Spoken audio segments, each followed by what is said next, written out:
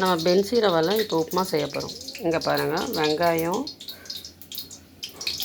கருவேப்பிலை, பச்சை மிளகாய், காஞ்ச மிளகாய், பென்சி ரவை.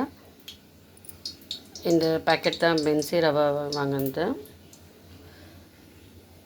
இது கடுகு, கடலைப்பருப்பு, உளுந்து.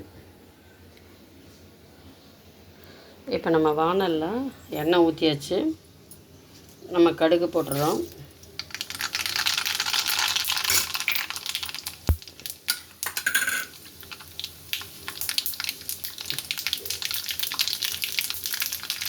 கடுகு, உளுத்தம்பருப்பு,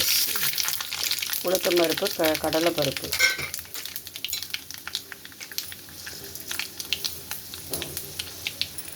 இது நல்லா வறுப்பட்ட உடனே நம்ம வெங்காயம் போட போகிறோம்.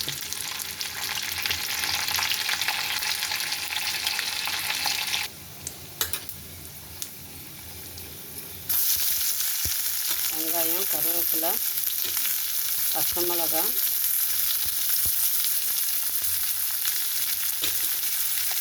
காஞ்ச மிளகாய் எல்லாம் போட்டு நம்ம வதக்க போகிறோம்.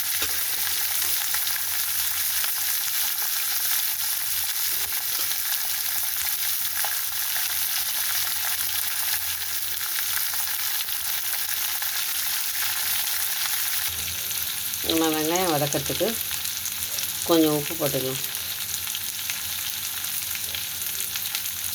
பென்சி ரவைக்கும் நம்ம சாதா ரவைக்கும் வித்தியாசம் என்னென்னா, அது கொஞ்சம் வெள்ளையாக பொடியாக இருக்கும்.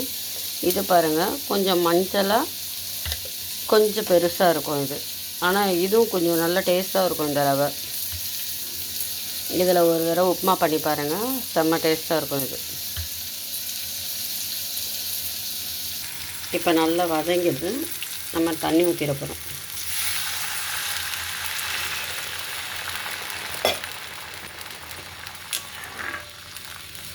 நம்ம ஏற்கனவே உப்பு போட்டிருக்கோம். கொஞ்சம் வாயில் ஊற்றி பார்த்துட்டு அதுக்கப்புறம் கொஞ்சம் லைட்டாக உப்பு போட்டுக்கலாம். தண்ணி ஊற்றி உப்பெல்லாம் பார்த்தாச்சு. நம்ம மூடி வச்சுருவோம். நல்லா கொதி வந்தோடனே நம்ம இப்போ இந்த ரவையை கொட்ட போகிறோம். நம்ம இங்கே பாருங்கள், கொல்லியில் விளைஞ்ச மாங்காய், மருந்தடிக்காத மாங்காய், செம்ம டேஸ்ட்டாக இருக்குது பழுத்தாக்கா. இது தண்ணி கொதிச்சிச்சு. இப்போ நம்ம வந்து ரவை போட போகிறோம்.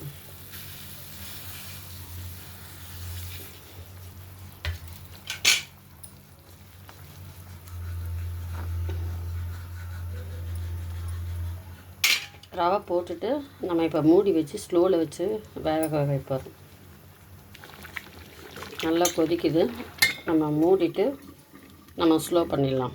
நல்லா வெந்து வந்துடும். நம்ம இப்போ திறந்து பார்க்கலாம். பாருங்கள்,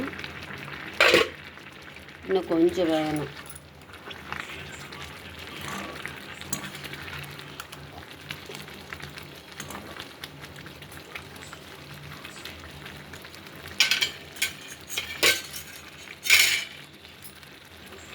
நம்ம திருப்ப மூடி போட்டு கொஞ்சம் லைட்டாக இன்னும் ஒரு 5 நிமிஷம் வச்சிடலாம்.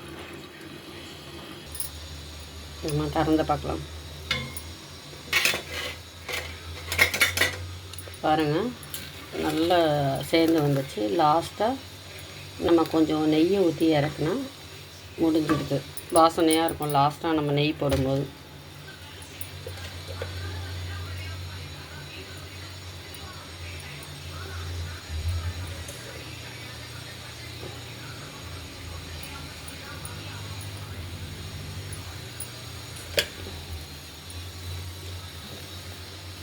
இதை அப்படியே கொஞ்சம் நெய்யை ஊற்றி கொஞ்சம் பரப்பே மூடி வச்சுட்டு சாப்பிட்டு பாருங்கள். செம்ம டேஸ்ட்டாக இருக்கும்.